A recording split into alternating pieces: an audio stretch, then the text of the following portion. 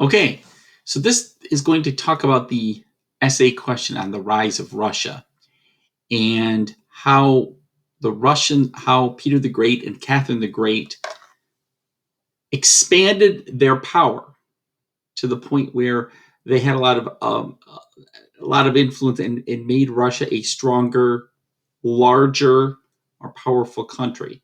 But what you need to do is you need to look at primary. You again can't emphasize this enough.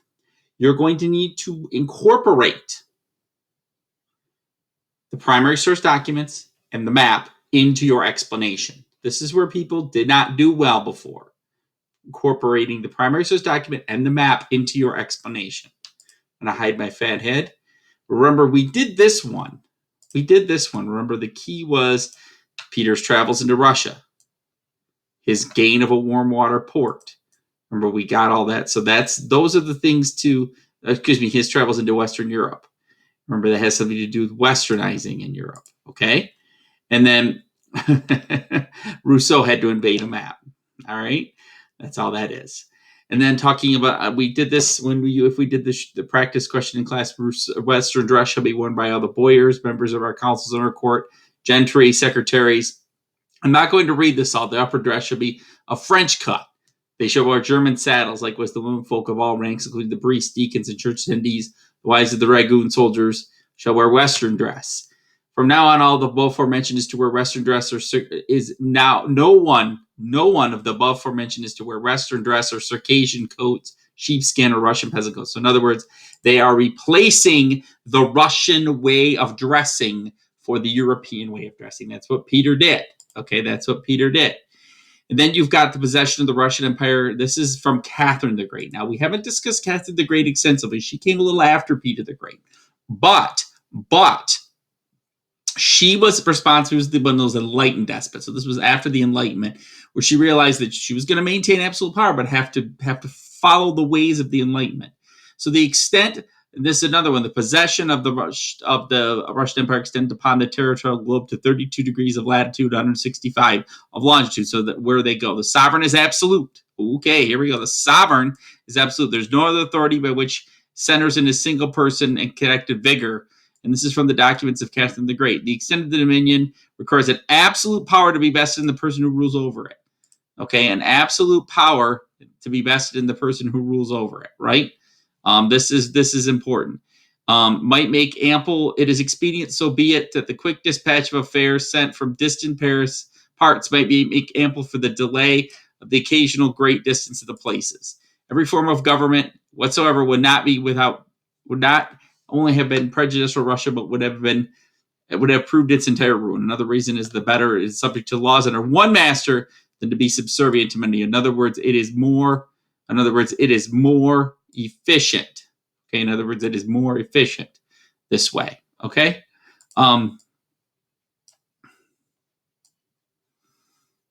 That's the idea here from the documents with correspondence with Voltaire. Remember our friend Voltaire, one of the Enlightenment thinkers. So she has some correspondence with Voltaire, but Voltaire was also into absolute power. And then you see the different ideas about the growth of Russia, and you see under Catherine the pink. Look at how far the Russia grew under Catherine. It grew extensively under different. Back from Ivan the Terrible, and then under Peter it grew somewhat, but really under Catherine it grew extensively, right? So using that map. And then decree on the serfs. The governing Senate, a source of book of Russian history, has deemed it necessary to make it known that the landlords, serfs, peasants, and loan their proper submission and absolute obedience in all matters according to the law have been enacted by the time immemorial by the autocratic forefathers of her imperial majesty, which have not been repealed.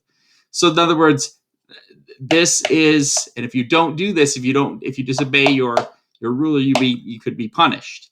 So you're going to use the information from the documents above. I can't emphasize that enough. From the documents above, and your knowledge of history of what we learned. How did the Russian Tsar, or spelled Tsar, Peter the Great, and Catherine the Great use absolute power to shape Russia politically and socially? So politically is like the politics, and then socially, of course, is like the westernization piece. So again, your rubric, sufficient evidence. Sufficient evidence is what will get you a quality score. So the main idea is sufficient evidence to cite evidence in support of these ideas. That's what's going to get you a good score. So the main idea, emphasizing both, and this is where you may want to stop the video at certain points, but you're not remember too that on this video you can't just write down my points. You need to put this in paragraph form. So the main idea, emphasize both Peter and Catherine's role in westernization of Russia and expansion of Russia to gain warm water ports. Catherine especially embraced the ideas of the Enlightenment. She was what we call an enlightened despot. Peter made a journey to the west to inspire his westernization, as evidenced by that map up above, right? The westernization. So those are two pieces of evidence. So leave that emphasis on the Western Russian expansion of Russia to gain those warm water ports. Both of them gained warm water ports. Catherine in the Black Sea, Peter in the Baltic. Decrees on Western dress were the first step in Peter's westernization program, as the document points out. Peter fought a war with the Swedes to gain the warm water port and what would become St. Petersburg. That's evidenced by the map. Catherine allowed the boyars are the lords, remember the boyars, so as evidenced by this document right here, she allowed the boyars to extend their power over the serfs. The serfs were oppressed for uprising, as the one document points out. Catherine went to war with the Ottomans to gain the warm water port in the Black Sea and acquire control of trade routes to the Mediterranean, as well as control of Poland. This map extensively points that out, right? This map extensively points that out. And then also talking about, so this map would extensively, this map makes that point, points that out right here. Okay? And then you have, she continued policies of westernization, adopting the ways of French language and custom, as her correspondence with the great French philosopher Voltaire would tell you. Okay? And then she continued policies of westernization, adopting French language and customs. And Catherine was enlightened, so she adapted reforms based on the enlightened thinkers, but maintained absolute power. So this is how she adapted. This is how Russia was able to continue to have absolute power, even through Tsar Nicholas, the Tsar, up until World War II, because she did make some concessions to the Enlightenment thinkers as far as getting consent, especially from the boyars. Remember, Peter kind of alienated the boyars of the Russian nobles. She went as far as allowing them to extend those power over the serfs. That made her somewhat more popular. Okay, so again, making sure that you may need to stop this at points. I'm going to leave this here. 1, 2, 3, 4, 5. Stop, and then 1, 2, 3, 4, 5. Stop, and then stop here. She maintained herself as an enlightened thinker. She continued these policies of westernization, as her correspondence with Voltaire points out. But she does give a lot of, her viewpoints on her what's the word I'm looking for? So remember, we use a little bit of the knowledge of Catherine plus the documents, plus incorporating the documents. You don't have to